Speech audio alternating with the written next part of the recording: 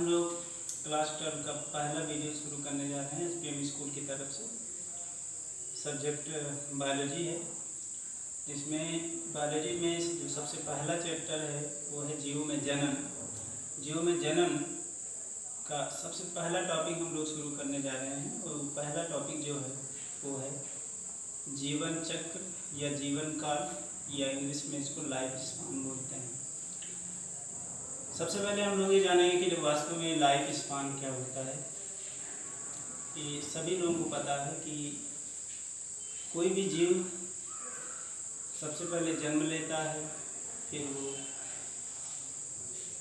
यौनारंभ को प्राप्त करता है और फिर उसका वृद्धावस्था आता है और फाइनली वो मृत्यु को प्राप्त करता है।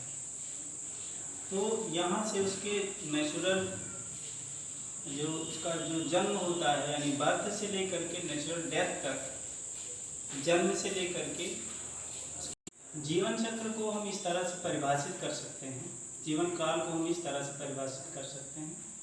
किसी भी जीव का जन्म से लेकर के मृत्यु तक का जो समयावधि होती है, जो टाइम पीरियड होता है, उसे उस जीव का जीवन काल कहते हैं।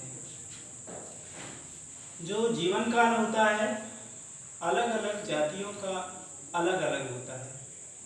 जैसे यहाँ पर हम ब्लैक बोर्ड पर, व्हाइट बोर्ड पर ये दिखाए हैं कि जो बरगद है उसका जो औसत जीवन काल है वो 200 वर्ष। इसके अलावा कछुआ का 100 से लेकर के 150 वर्ष, तोता का 140 वर्ष, मगरमच्छ का 60 वर्ष, कौवा का 15 वर्ष, गेहूँ का 6 माह, तितली का 1 से 2 सप्ताह तक जीवन काल होता है। तो यहाँ अलग अलग जो जातियाँ हैं, अलग अलग स्पीशीज जो हैं, उनका जीवन काल वैरी कर रहा है, जीवन काल अलग अलग है।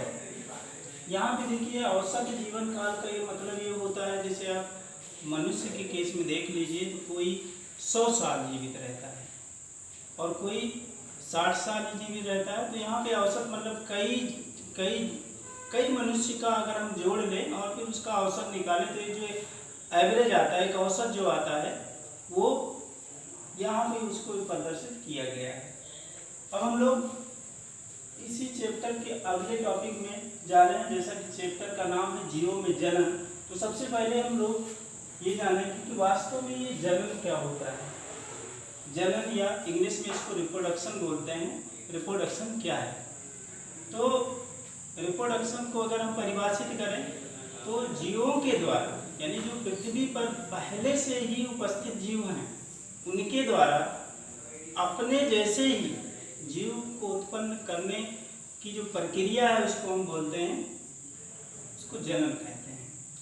अब यहाँ पर अगर देखा जाए कि जो जनन है वह क्यों आवश्यक है, अगर हम ये समझें कि जनन की जो इम्पोर्टेंस है, रिप्रोडक्शन की जो इम्पोर्टेंस है वो क्या है, रिप्रोडक्शन क्यों आवश्यक है, उसकी आवश्यकता क्या है, तो ये जानेंगे। जैसे यहाँ पर मैं आपको समझाने की कोशिश कर रहा हूँ, कोई भी जात ले ली जाए, अगर वह जात जनन करना बंद कर दे तो ये आपको पहले ही बताया जा चुका है कि जो भी जीव पृथ्वी पर जन्म लेता है उसकी मृत्यु निश्चित है, वो कुछ समय के बाद खत्म हो जाएगा। और ये जो जनन एक ऐसी प्रक्रिया है, ये भी आपको क्लियर है कि जनन के द्वारा ही नए जात की, नए जीव की उत्पत्ति होती है। तो अगर कोई भी जीव जनन करना बंद कर दे तो क्या होगा, कुछ समय के बाद पृथ्वी से उस जात की जो कंटिन्यूटी है, उस जात की जो निरंतरता है, वो खत्म हो जाएगी।